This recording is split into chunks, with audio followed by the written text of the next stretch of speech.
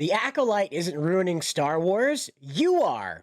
This Galaxy Brain take comes to us from Livy Scott over at inverse.com. This is the latest in the gaslighting attempt to make you and me feel bad because we're not into this, and we're making it very well known that we're not into this. Remember the lightsaber as a flashlight scene? Yeah, there we go.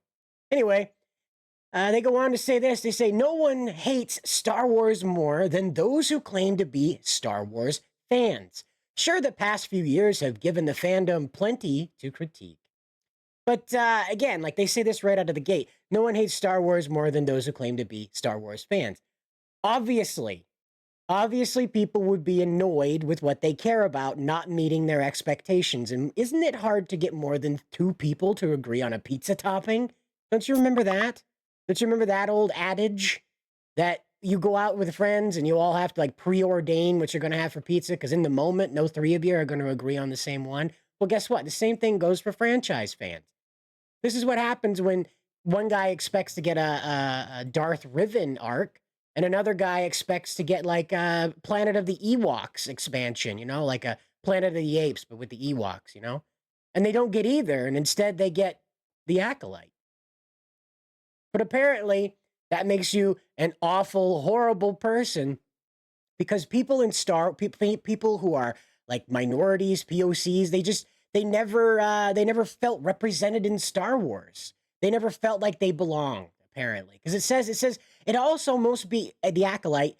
It also might be the most diverse Star Wars story yet. And while that's definitely a boon for marginalized fans, meaning congratulations, I guess, they put a bunch of diverse people in it, and somehow that's supposed to make a difference to you. Meaning not the writing, not the plot, not the character design, not how the characters go about their business, but the fact that they have a skin color similar to an audience that Disney's trying to target. That's what makes it matter.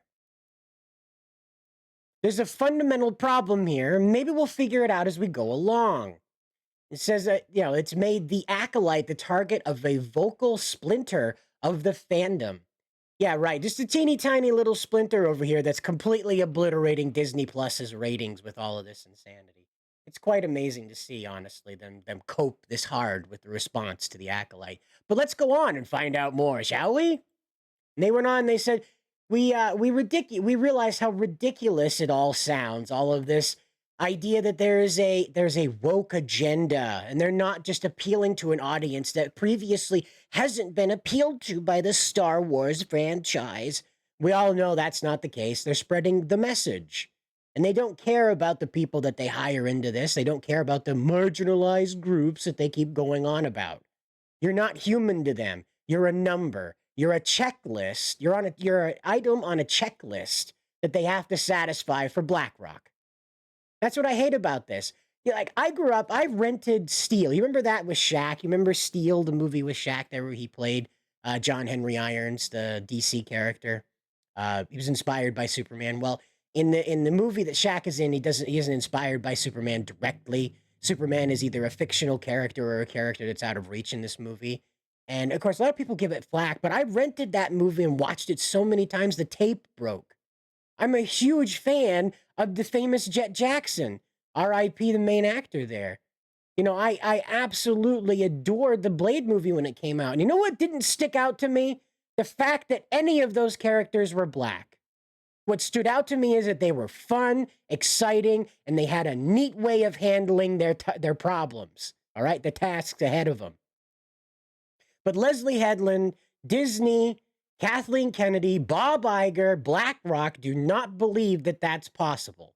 They want to force upon you that certain behavior belongs to certain racial groups because that's the only way they see this world.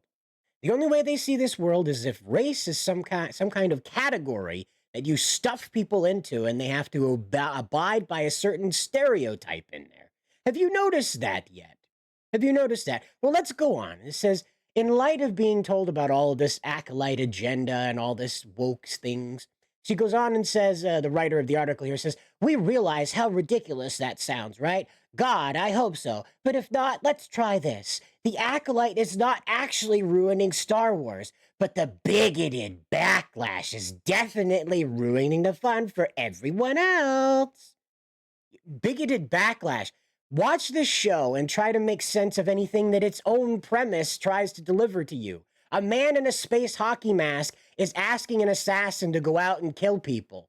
Tells the assassin you can't use weapons to do it. What does the assassin do with the first person they kill? Use a weapon. Are the teeny tiny knives not like weapony enough? Is that what it is? They're too tiny to be considered weapons? Is that what it is? The Acolyte does not kill with weapons. That's what that jerk in the hockey mask said. Guess what? She killed with weapons. Furthermore, that fight scene is just sleepy. It's just asleep. It's a long cry from the stuff that happened in The Matrix, and that's the whole reason why they brought that Carrie Ann Moss in for this, was to try and evoke the feeling of bullet time. Hey guys, do you remember the early 2000s? Do you remember the early 2000s, guys? Do you remember? Do you remember the early 2000s, guys? It's like Leslye Headland is not a writer. What she is a secretary for Harvey Weinstein. Didn't know that, did you? She was previously employed by him. Not like for a couple of months. She was writing her praises for him way back in 2012. That's right. There was no mystery about what Harvey was getting up to. She even admits to being aware of it all, but just having to tolerate it because it's Hollywood. And it's just so hard to deal with a boss that's bad. This is who they put in charge of a franchise for children that they're trying to migrate into a franchise for adults. Yeah. They're trying to turn Star Wars into Game of Thrones. Pay attention to what you see happen in this show. It is a very peculiar sense of right and wrong that's being played out, and it seems to just warp around these two main characters, that whatever they say causes reality to shift. I'll point you out to that Jedi Master Soul, I believe his name is. He's the Korean guy. And he tells, at first he says, your sister died in fire. Then like what, 2 scenes later, he's like, hey, no, yeah, I believe you when you tell me your sister's alive. What? What? Can you like do some Jedi mind trick there? Some my mind to your mind Vulcan stuff there to help us figure that out? Sorry, my camera's in the way of my monitor today. It's not outright shocking to see something like the Acolyte marred by racist, misogynistic, and even anti-LGBTQ backlash. That Star Wars devotees would share multiple bad faith ideas about the series on YouTube, or tank its audience score on Rotten Tomatoes. Remember when they got caught fixing the scores? Remember that? Do you remember when they got caught fixing the scores on Rotten Tomatoes?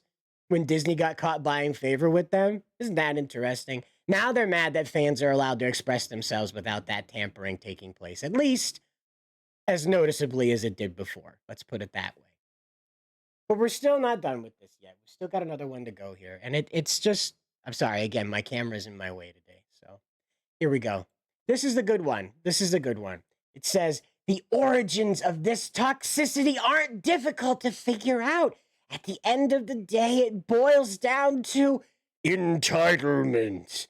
Many male fans believe they feel like they own the franchise and are determined to safeguard it from anyone who could possibly challenge that ownership.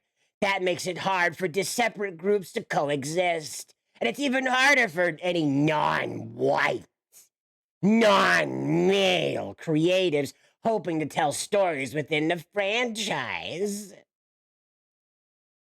Yeah. Entitlement. Entitlement. You don't say. An entitlement, like taking a franchise made for boys and then purposely driving it into the ground in an attempt to make it co-ed, if not pro-female outright. You remember the Force is female. But this is what we're getting at. This is what we're at right now. So they've made it clear in all of this that race is the only thing that they care about in this. Even gender is secondary to that. Race is number one to this. See, when you ask yourself, like, boy, howdy, why is all this diversity so important to them when they only want to reference one kind of diversity? It's really obvious what they're up to here with their racism. So when they come out and they say, you're the racist, no. These are the racists. These are the people that are defining the actors, the characters, and the world of Star Wars through the lens of race. And I don't know about you, but there were people with like floppity swiggity things on top of their heads, the Twi'leks. There's a trash can that beep boops sassily. There's a walking dog man, Chewbacca. Okay? There's whatever that alien thing that sang in Jabba's palace was. You remember that thing? It's just a pair of lips and a chewed up gumball. Remember that? The limited edition one, the special edition alien? Ugh. That thing? Yeah, that's out there. How do you define that, right? I'm sorry. Racism is the dumbest thing you can throw into Star Wars. Racism is the dumbest concept. How do you discriminate against people that are of the same species as you when there's a dude over there that has like a freaking elephant face? You remember Max Rebo? He's just an elephant. He's a blue elephant. How are you discriminating against what is an African American in real life, or at least an African descended person in real life? How are you discriminating against them in a galaxy far, far away, long, long ago, when dudes that have like vagina flaps for faces are playing clarinets in a dive bar full of all sorts of other Jim Henson wonders that he invented for that movie, that universe? So it's the peak of idiocy to come out here and say, because Star Wars took place with a family, and that family happened to be white, all of Star Wars before now was racist and misogynist and evil. It's stupid. And you know it, and I know it. That's why the Acolyte catches so much flack, because it's everything this article is pissing and moaning about.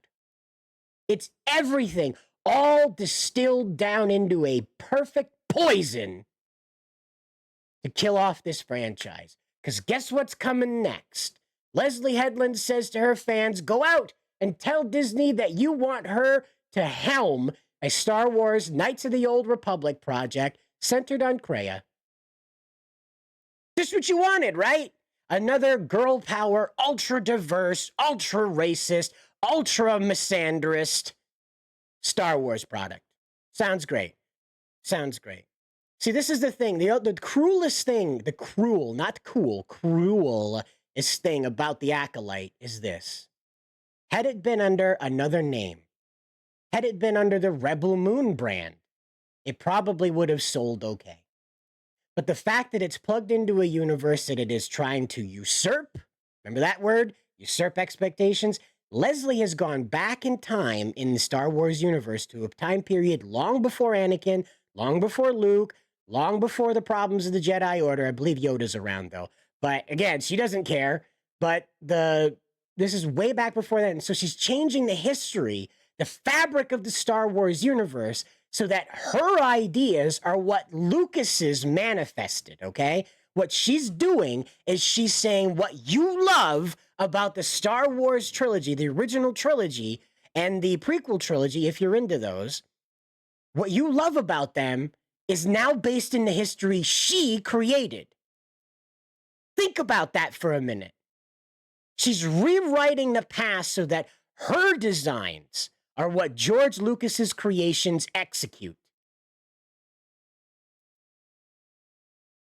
But I don't know about you. This drives me right through the roof. As you can see, I have to take multiple pauses just to kind of like cool down, grinding my teeth through this. Because this just makes me so angry. I'm a millennial. I was raised with the belief that we're all going to get together in the future. The race is not something that matters. When I meet someone, I'm not inspecting the color of their skin. I'm inspecting the intent in their eyes. Because I was told, I was raised in the culture that I grew up in, that character mattered more than what you looked like. News to Leslye Headland, Harvey Weinstein's right-hand woman. I know. News to Kathleen Kennedy, right hand of the devil. I know. News to Bob Iger. I don't know, he's like Cthulhu or something. He's like some cosmic horror that can't help but buy new franchises and dive them into the ground. Just remember this, though, right? You have the power to end this. You have the power to end this. At any point, you can shut off your Disney Plus subscription and enjoy the bajillion videos, the grillion videos on YouTube about anything you like, from anybody you like. There's whole sci-fi channels dedicated to simply aggregating independent sci-fi films. That's all they do. Is a channel called Dust. I'll put a link down in the description. The channel called Dust, and all they do is post independent sci-fi films of different lengths. Could be a short film, could be a full feature-length film, could be a series. They all post it there. It's all organized in playlists. This has been around for over a decade now. I'm sorry, my nose itches. This has been over for a decade, been going for a decade now. So there's plenty of content on there for you to enjoy. And I promise you will find something to replace Disney Plus on YouTube. And you can get it for free if you can deal with the ads. But you're going to get ads anyway, no matter where you go in these streaming services, because they're all failing. Maybe we'll cover that in the next video. I don't know. But until then, good luck out there.